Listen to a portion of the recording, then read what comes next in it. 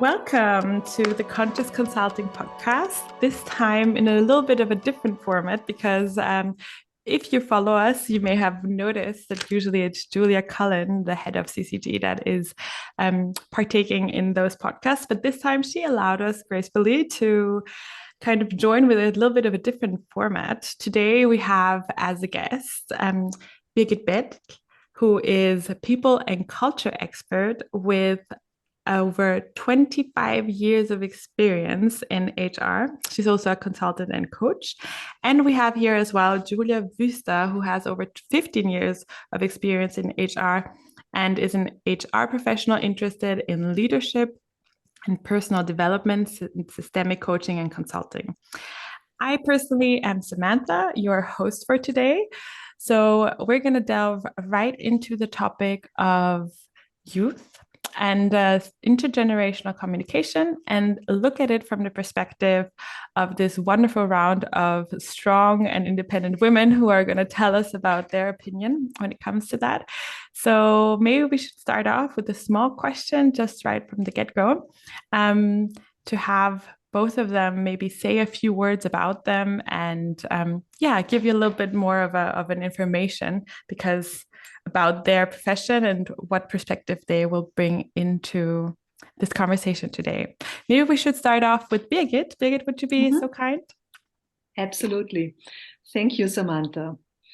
Yeah, so as you said, I have more than 25 years of experience, always in the area of HR, people and culture. And this sounds tremendously long, but it's really what is still exciting me.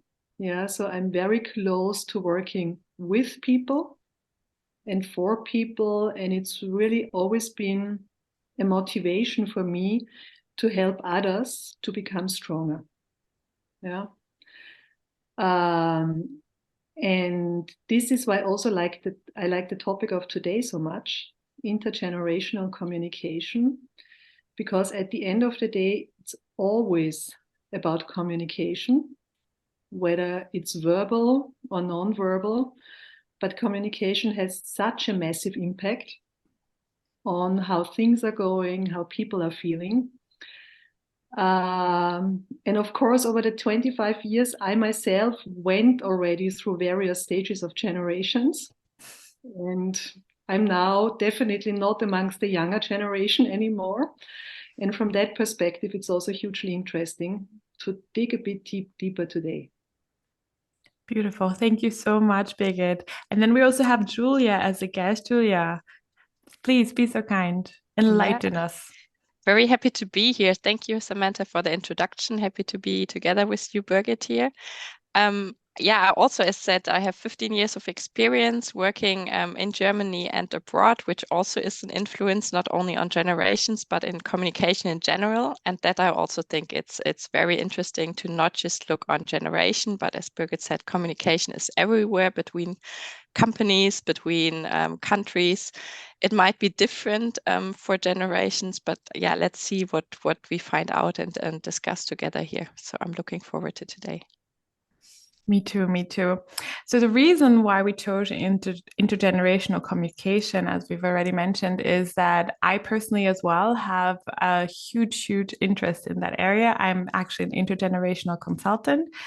To also give you a little bit of an idea who is your host today, I work a lot with youth in various formats, and one of the most asked questions that I've received from many people is like, how do you even get along with them? Isn't that such a different world? Everything used to be so different when we grew up. And even I, as a 32-year-old, I have friends telling me that they don't get this generation, those so-called Gen Zs. So I am really interested in looking into this topic from a perspective of how can we build bridges instead of feeling like they are way too far from our experience in our reality, and just get people together and do amazing things together, whether it's within a company or outside a company. So let's start off maybe with a question into the round. ladies, what has been, maybe you could just share your experience. What has been your experience in your respective jobs, in your respective environments?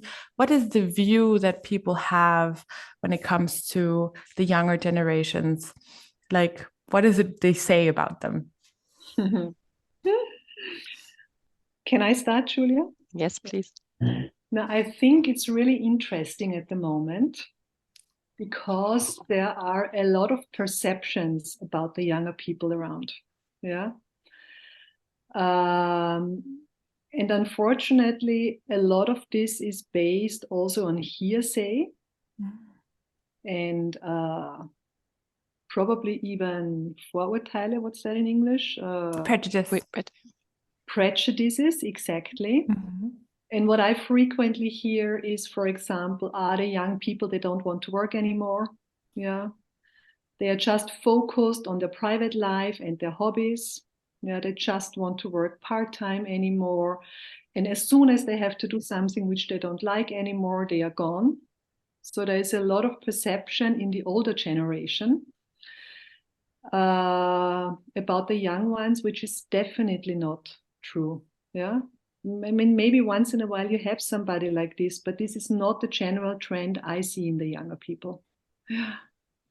When I talk to some of the elder ones, I sometimes even have the feeling that they envy the younger ones because it's just so different in how they behave, how they shape their own lives and careers compared to how the elder generation have started their careers, that I think to some extent it's a little bit suspicious, but also envy, which causes those perceptions and prejudices. Yeah, quite an interesting factor. I love how you frame this, because it's at the same time it's saying that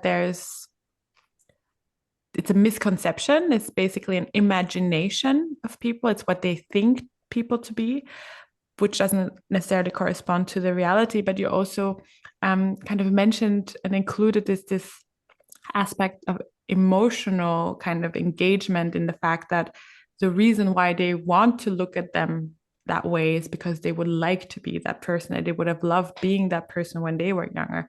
That is it's such a beautiful paradox, actually, isn't it? Right? That you kind of, I've also noticed that with parents sometimes, in terms of parenting, is like they do everything they possibly can for their children so that they have a better life for themselves. But then again, they are disheartened when they see that their children do not act the same way they do. They don't work as hard. And I'm not saying that as a judgment, but that's what I imagine they would say. They don't work as hard, or they don't want to, they're not as performant, or they don't strive for anything. But then again, they made it possible for them, right? Exactly. Yeah. Julia, what do you think? Yeah, no, I think it's very interesting, Birgit, how you describe it. I think what is also happening a lot is I think there's much more attention to putting generation into the boxes than there used to be, at least in my feelings. So there's, if you Google a lot on Gen Z, I'm not sure if that has been this much before. And if it's that strong in the media, that also has an effect already on itself, because people say, I'm not this way. And it immediately also makes the elderly group different to the younger, even though they might not feel different or they don't want to be that different. But just by making those differences so clear, putting labels on whatever we call it, Gen Z, Y, X, and now what's the next one, Alpha?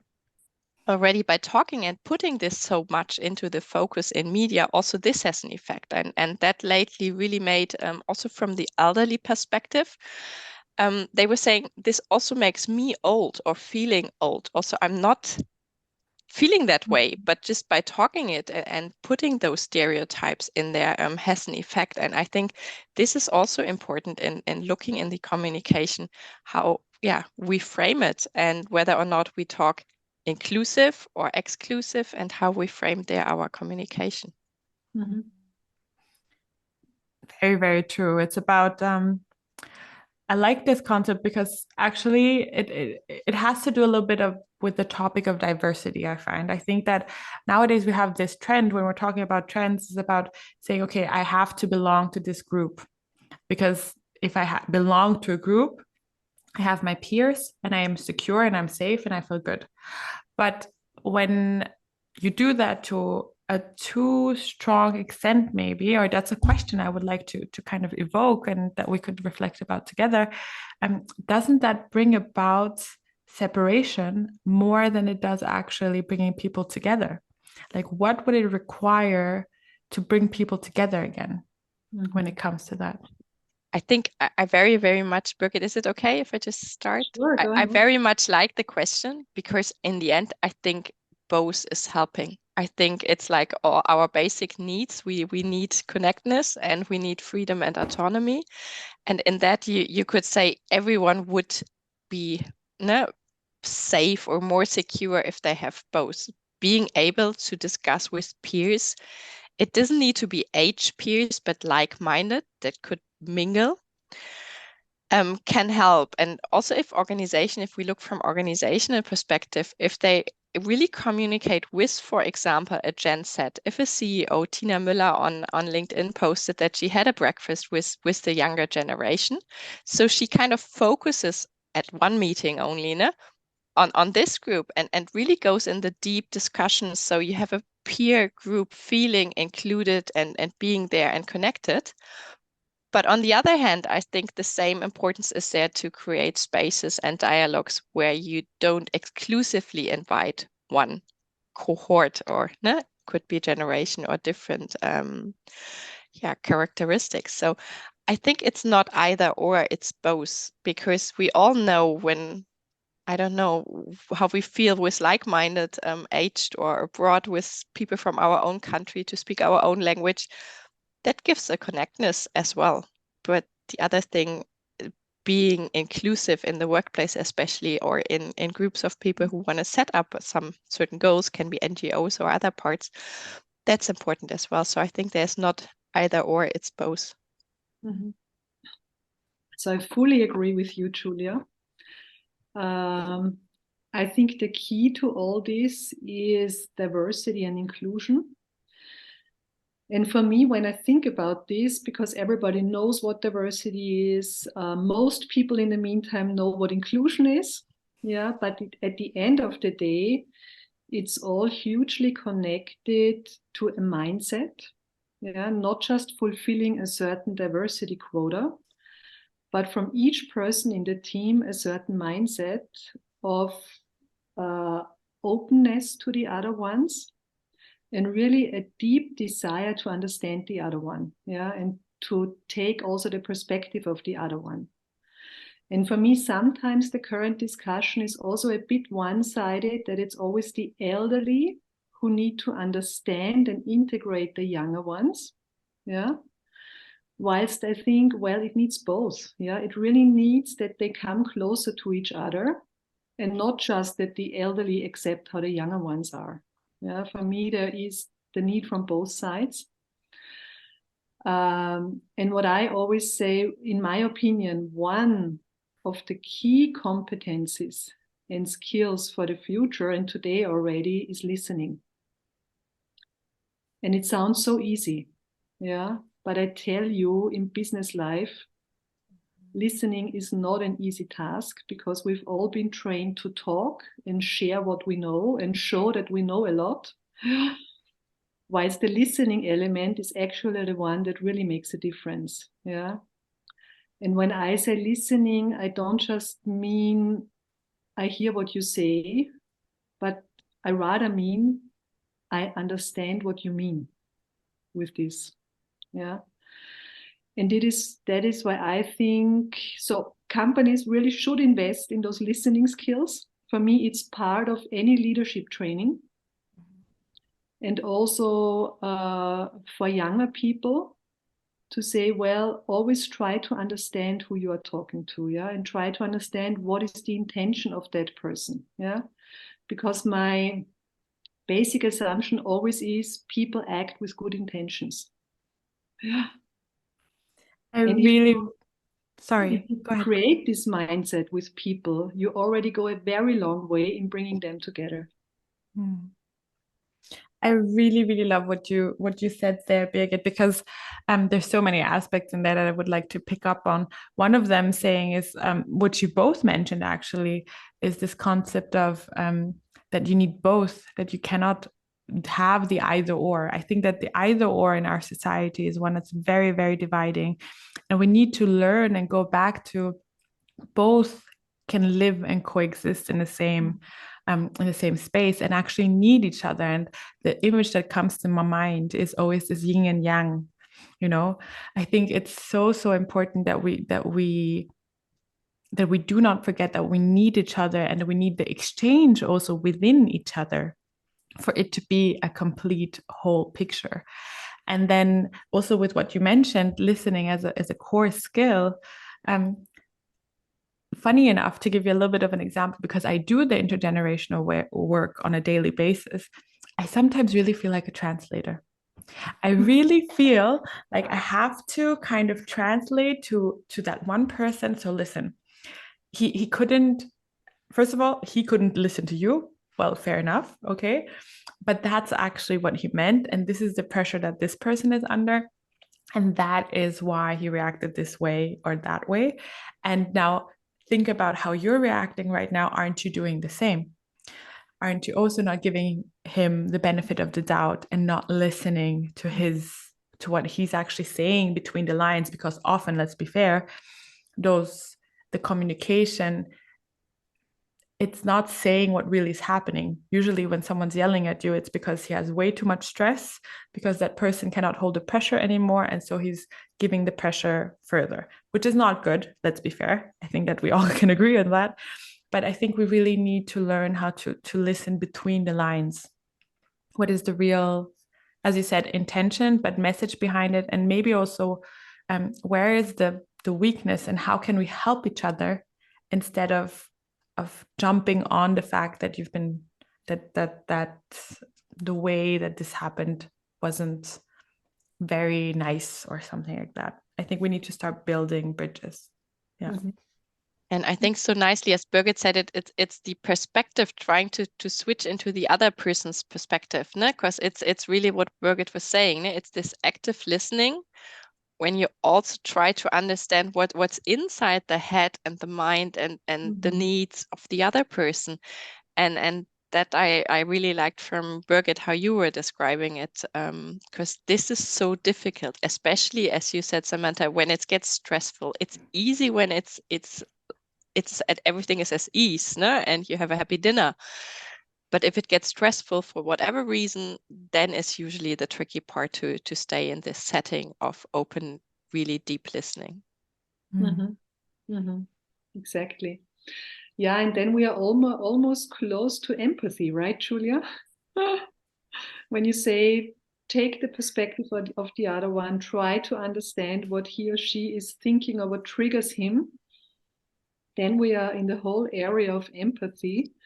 And probably also emotional intelligence, which is crucial, at the workplace. Yeah, and if I may add, is I just out of the let's say the fun of it, I put into ChatGPT. I put into what is transgenerational communication. And what supports them would an AI say us, and it's so nicely. They say there's a basic advice, but it's so important. It's active listening, empathy, respect, and open-mindedness. So it's those 4 keywords that was in the AI, but between knowing and doing, there is a huge gap. But I just had to do it yesterday, so if I put it down here on my notes to see it. No? It's so interesting. We all know it. It's even artificial intelligence knows it, but doing it is a different thing. So that was just as a side note for our conversation today. It's because you brought up empathy, and it's only great. Respect is so close to it. So, and all other things were mentioned. So that was really nice, Birgit. Beautiful. I just absolutely love. First of all, I absolutely love that you use ChatGPT, Julia, because that is such a. I've actually recently explored ChatGPT, and it's crazy what it does, right? I mean, amazing. But that will be a whole other chapter. I think we need to do a separate. But you know what went podcast. through my mind now? I just thought, Jesus, I've never used ChatGPT in my life. I'm a total different generation. I would not even have thought of this. Birgit, wait for it. I will show you. And I will promise you will never not use it again. It's addictive. Okay. It's really bad. It's very, very useful, I must say. Yeah. But even, and that's maybe where we can close the circle to ChatGPT and the technological part. And what you've so beautifully mentioned, Julia, as well, is ChatGPT knows it, but doing things, actually being able to reflect it, to acknowledge it, to integrate it, to do the next step and go out and say, I want to do this differently. This is such a long road for so many people. And I'm wondering, and that's again a question that we could maybe reflect together. Again, maybe it sounds repetitive, but what does it need for people to do that? What does it need for them to tap into their empathy? What does it need for them to tap into their listening skills and actually listen? I always wonder, what do people need in order to have better human relationships at the end of the day? Because that's what communication is about creating trust, creating a way of being together and working together. And I think that that's really important. Mm-hmm. Yeah. Now, so what came to my mind immediately is this safe space that it needs. Yeah. So I've seen teams with a really high degree of psychological safety, where those topic was so better managed, or actually a non-topic, because there was a huge level of trust and openness, and also a different level of directness or telling things to each other. Yeah, because you knew we are a team, we trust each other, and I can say what is important to me without having the fear, what's the consequence of me saying this? Yeah. So I think this sharing room, and at the end of the day, actually, this hugely depends on the leader who is leading the team. Yeah, because he or she has a huge influence of the space you're creating for your team.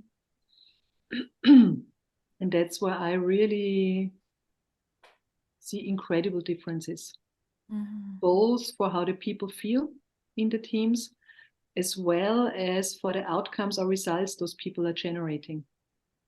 Because to be honest, it's the best that can happen if you have really experienced people and younger ones, because both groups, as we talked before about groups already, bring in so many benefits. And if you manage that, you can materialize, and that the one group even benefits of the advantages of the other one, and the other way around, the result you're generating is much better than if you were just a very uniform team. So true. And I Julia, think there's not much to add. So I just want to really reinforce, because I think that's then if they create as a team a benefit, that's what most generations want. And we don't need to make differences in generations. I think each one of us wants to have an input that really creates valuable output for whatever is the goal. And I think this reinforces itself. And there's a nice study from 𝗂𝗂𝗏 and another consultant company, and they say it's about humble leadership. And it's having those also early on persons in your life. It can be anyone, a teacher, a parent, your godfather, mother, whatever, that has these skills of actively listening to you as a young person or even as an old person, but really doing this. And that also came out of this study. And there are no generational differences in having the wish and the one for like the humble leadership, where you can really be yourself. And it might be difficult for that person to do it, to adapt styles and no, communication styles, etc. But that was the result, which I really liked. As you said, Birgit, it's about leadership and creating safe spaces and having as a team an output that's valuable. So I really like your descriptions in there. I'm actually, when you mentioned humble leadership, the thing that I thought about, and it reminds me of, I'm a very, very big fan of Brené Brown. People who know maybe my other podcast know that too. And I really love how she talks about brave leadership as well, you know, because it requires a certain stance and a certain capacity to stand in your person to be able to create those safe spaces. And also to withstand the fact that you might get criticized as a leader, because in order to create those safe spaces that Birgit mentioned, you need to be also able to take feedback and to hear feedback and hear that maybe you were at fault in a situation, or maybe you created a situation that was unwelcoming, or that was hurtful, maybe even for a person.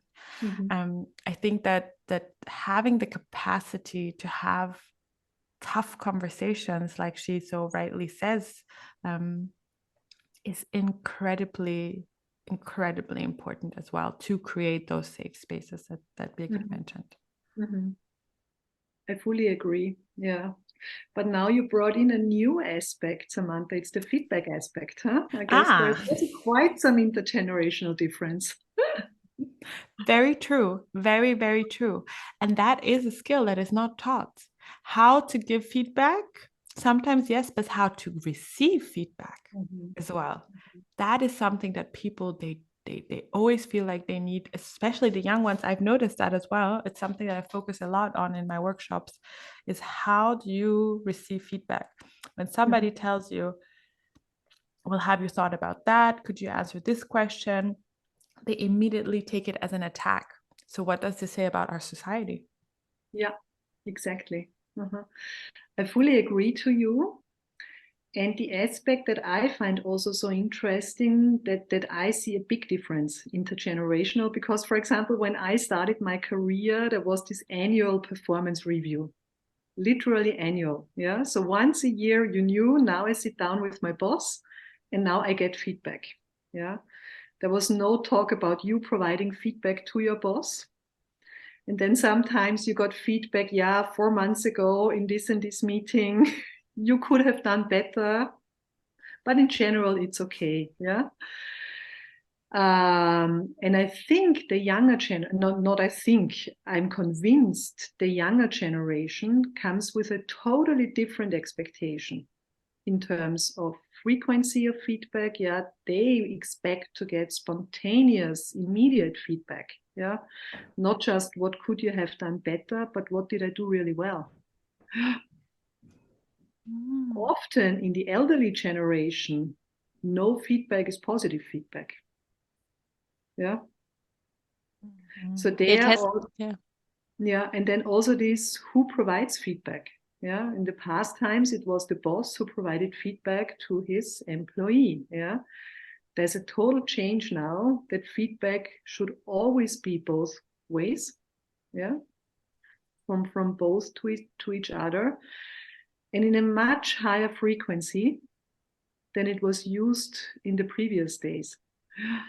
And I think this is also where many companies I know focus on also developing their leaders. That what is feedback? How often do you provide feedback? How do you provide feedback? And also, how do you take feedback? Yeah, and for me, the other aspect, giving feedback, receiving feedback, asking for feedback, is for me the third element, which is also really important, and which the younger generation does often much more naturally, because they have a deep desire to get to know, so how do I stand? How am I performing? Yeah, how was this, what I did? And I think inherently it has to do also with the wish to learn, to improve, to learn, to get better, because that's what everyone wants, but what is requested now more and more also, I think, from the younger generation, really clearly to say, okay, where can I develop? How can I develop? What can I learn? Where can I have an impact, etc. So I think this is the goal of the feedback. It's not the feedback in itself. It's what you said, knowing where I stand.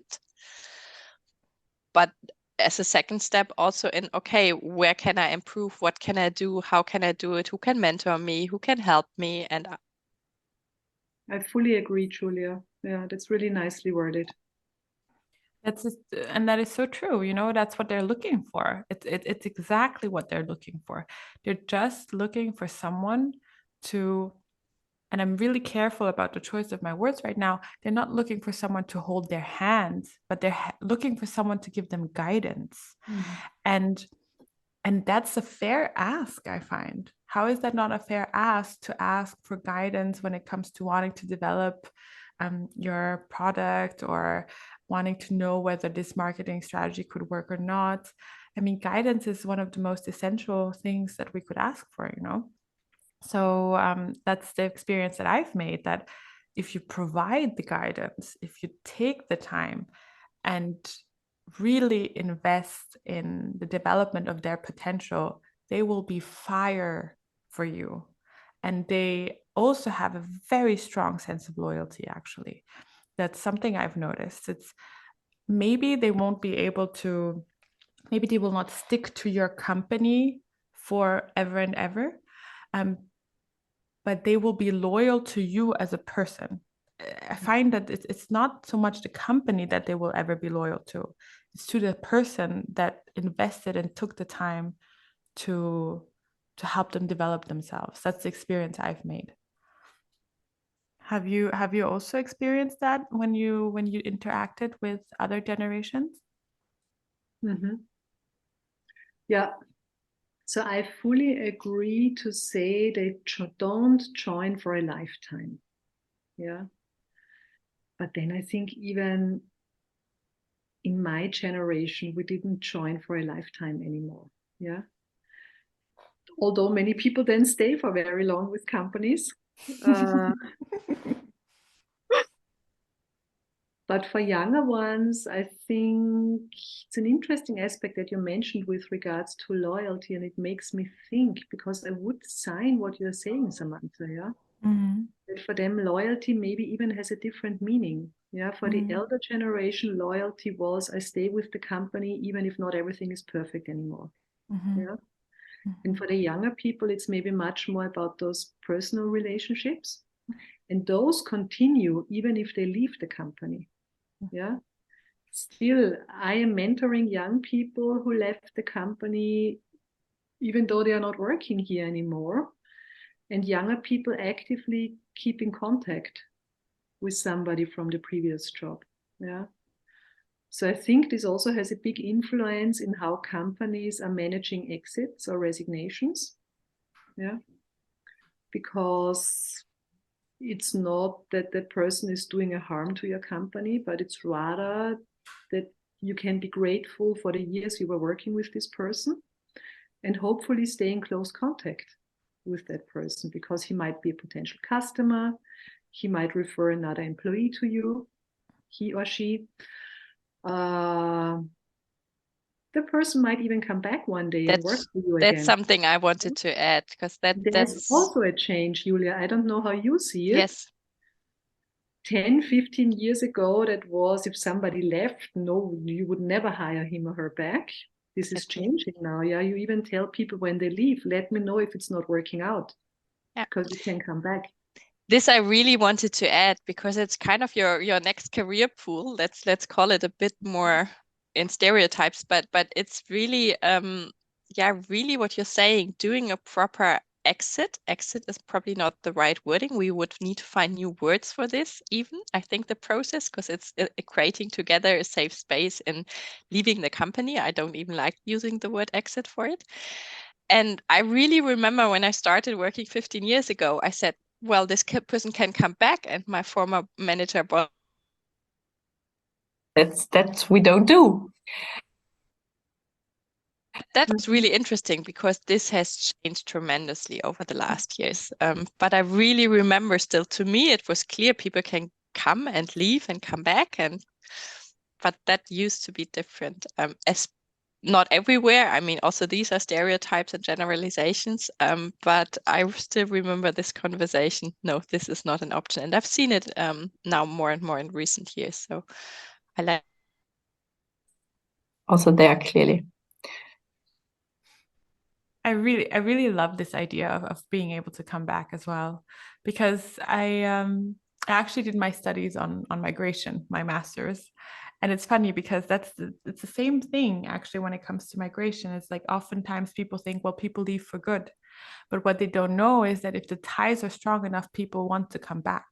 Mm-hmm. And especially once you've experienced something different, you know, a different country, and eventually you get homesick because you say, well, of course there's these benefits in that country, but eventually I want to go back home.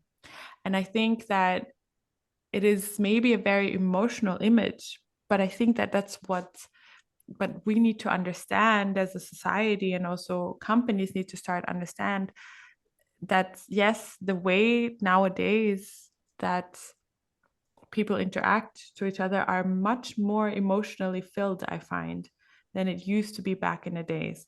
So it's not actually, I have the feeling that companies say like, oh, people are so ungrateful, etc. They don't want to stay anymore in the company. But as you said earlier, Birgit, before you would accept to just stay there because it was a stable job, but it's not because it was good for the company. Now we decide to leave because the company, for example, maybe cannot help us develop anymore, or maybe actually the company is not particularly good, the circumstances are difficult, you know. But isn't that an indication then? Isn't that an indication for the company that something's going wrong and that you've not managed to create a home for these people, and that's why they're leaving? Mm-hmm. Absolutely, yes. Yeah. And on top of this, I think it's beneficial for both the person and the company that you have some migration, as you call it. I love that word and that idea, that if you build a good basis with somebody, you also build something for the future and for future connection. Yeah. Because I think a company where hardly anyone is leaving is not improving over time. Yeah. So I always say a very low attrition rate, although some people might be proud of this, but for me, it's not always a benefit. It may even be harmful for an organization. Yeah, I would fully agree. We also said always there needs to be a certain, it's different in industry, so there's not a general percentage. But if no one is leaving, it's also very good to look in why are people staying, because there's always people who have different wants and interests and development options elsewhere if they are looking outside. No, I like that way. So interesting. I've never looked at it from this perspective. It's just for everyone who's listening, I'm the only person here who has nothing to do with HR, even though it's something I'm very, very interested in. But yeah, I've never looked at it from the perspective that a company that has no one that's leaving actually might also have an issue with their staff or with the organization itself. Very, very interesting thing I will take away from this conversation with me. No, I'm really enjoying this. It's so beautiful, ladies. I think maybe to like circle back a little bit to also again this intergenerational topic. I feel like we've already discussed a lot about so where do the misconceptions come from? So from one perspective, the misconceptions from the elderly, and also what it means for the company if how they can lead maybe younger generations. But I really liked, I think we just looked at it very shortly, but I would like to go back to it a little bit. The younger generations, the way they look at us, the way they kind of see this working world, like what would you say are their needs from your perspective?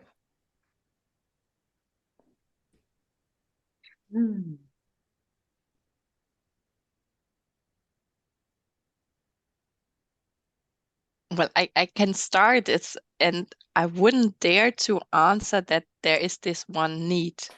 I would say open the dialogue, because do we talk about which country? which person, where are they, what age group, what background they are in, and we would need to talk to them and not about them and with them. And that would be my quick thought, and that's coming to my mind. There are, of course, if interviews are done also in studies, then we can have an output that might be the real one, but it might not fit to the person we are talking with.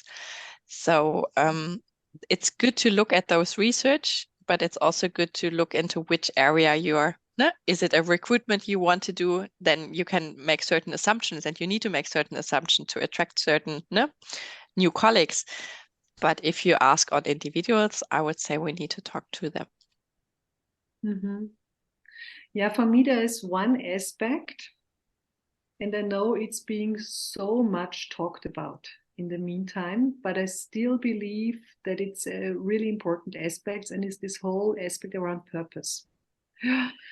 Because there I do see a strong need in the younger generations, and I think everybody of us has a need around purpose. I wouldn't say it's only the younger ones, but I think for the younger ones it's even much more important, and I think that they take decisions based off what's the purpose of what I'm doing. And it's on the one hand on the larger scale, so what's the purpose of my organization, but very much also on this individual scale, what's the purpose of what I'm doing here every day? And there I also see a difference, because when I was younger, I don't recall so much that I asked myself, what's the purpose of what I'm doing here? And that I struggled less to do something, even if I thought, but it is stupid now, but I went through it. And luckily, the younger generation is different. I think they challenge a lot more. This may be cumbersome for the line managers again, because it requires discussion and reflection and maybe changing of how something is being done. But I think they are absolutely right, and I love it that it is that way.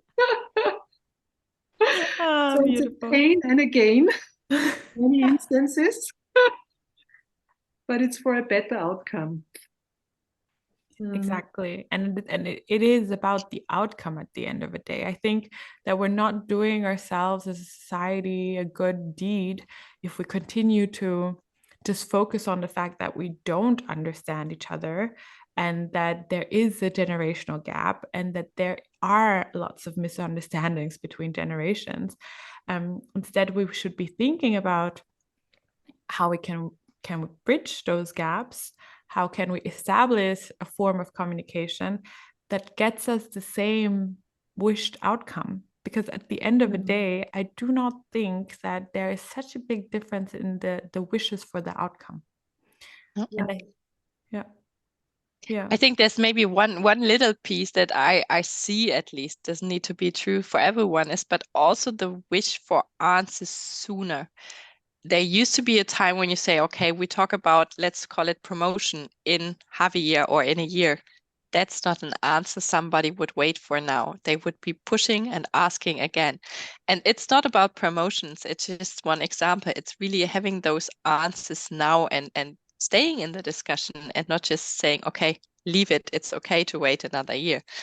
The time frame might have shifted. It's an assumption, but that I see sometimes as well. And I think that urgency is linked to the circumstances that they grow up in. I hear that so often, that people wonder, well, is this world going to exist, where we have targets that we have to meet, because otherwise this world won't be able to persist the way it is, And I do think that maybe that's also where part of that pressure comes from, to have those immediate answers. But what I think I've learned as well, as someone who has also wanted to always have very quick answers and very quick results, I can totally identify with what you just mentioned, Julia, is that you have to take out the pace. You don't get the answers by increasing pressure. You get the answers by stopping and listening, like we've mentioned before. Mhm. Mhm. Well, ladies, I feel like we could talk endlessly. But I think that we already have the time is slowly getting to an end. We actually initially wanted to do a two-parter, but I really didn't want to interrupt the flow of this conversation because it was just so beautiful. All the ideas that were bouncing in the room, and I feel like there's so much to take away already from what we've produced so far. And from the content that we've discussed so far. So maybe I would like to ask you for some closing words and maybe a message you would like to give either to the older generations in parentheses, or maybe to the younger generations, or just to overall humanity as a whole. And then we would come to our close. Who would like to start? So thanks a lot to both of you. Julia, for bringing in so interesting aspects. It was really a joy to discuss this. And Samantha, for the excellent questions and helping me also to see this topic from various perspectives that I didn't even think of before. So there was also quite some learning in for me today. Thanks a lot. And now, after this intense conversation with you, I think what sticks to me is still this aspect of openness for each other and consciousness also for each other and for the situation you are in, because there is not one fits all. I think it really requires all of us. There are so many changes, and it's not just these generational topics. There's changes all around. And the more conscious we are and the more open we are also for other perspectives, the better it will be for all of us. Beautiful words. Thank you so much, Birgit. Yeah, Julia? Very nicely framed. Hard to add anything to it. Of course, I want to thank you both as well. Very nice discussion. And just as a small sidestep, it's really to see when is there connection. So also connection when you have certain inclusive groups that are similar, when that helps to set that up, to have a safe space first. And when it's good to have this open space where you connect people from different angles. We talked now generations, but it can be other aspects. And having those both at the right timing. And that's not easy to establish, to design as organizations or in other contexts. But that's something I would like to add. So thank you both very much for today. Well, ladies, I can only really reflect that joy that you've given me with this conversation. There's nothing, or not nothing, but there's not many things I love to do more than have these kinds of exchanges and conversations. That's why I love podcasting so much. So thank you for bringing your wholehearted self here to the table, your conscious selves to this table. Thank you for listening to each other. Thank you for sharing all your know-how from so many years of experience. I mean, if we put all that together and count it together, I mean, it's almost a lifetime what we have here on the table. So we really, really hope that you've enjoyed it as well, for the community out there that's listening to it. And if you wish to contact us, any of us, whether it's Birgit, Julia, or me, feel free to hop on to LinkedIn. We will be linking in your profiles, of course, into the show notes. And of course, also check out Conscious Consulting Group, because we're all somewhat involved over there. And yes, you will hear, if this episode becomes popular, you will hear a lot more from us. So yeah, I wish you all a beautiful day.